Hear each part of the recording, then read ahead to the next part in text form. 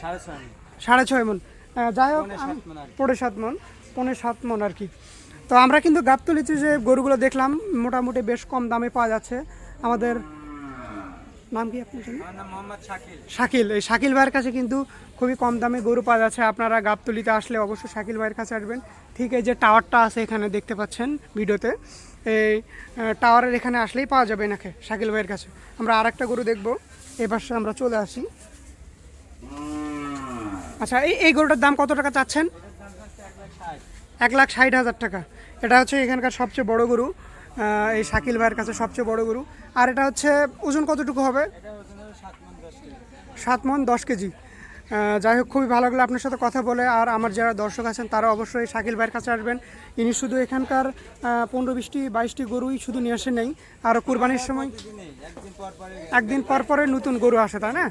আর এবার কুরবানি ঈদে কতগুলো গরু আরও নিয়ে আসবেন ভাবছেন? আমার গরু কিনা আছে 10 গাড়ি।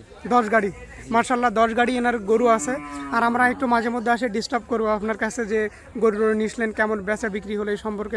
ভাই লকডাউনে মনে করেন কেউ বাড়াইতে পারছে না, এই জন্য মনে করেন যে কাস্টমার পাইতেছে না। আচ্ছা আচ্ছা, বুঝছেন? হ্যাঁ বুঝতে পারছি। লকডাউনে মানুষ বাড়াইতেই পারতেছে না, বেচমো কার কাছে না? হ্যাঁ ঠিক আছে, একটা বেশি বেচবো সে লোকটাও নাই, তাই না?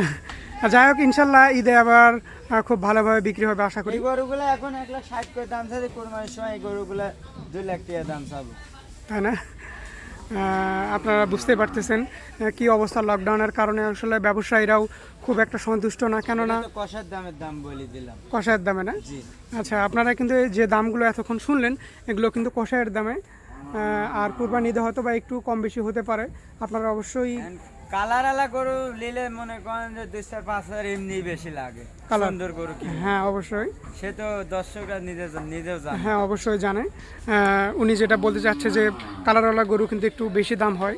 আর অবশ্যই আসলে এখানে শাকিল ভাইয়ের কাছে আসবেন এবং গরু কেনার জন্য কুরবানি ঈদে।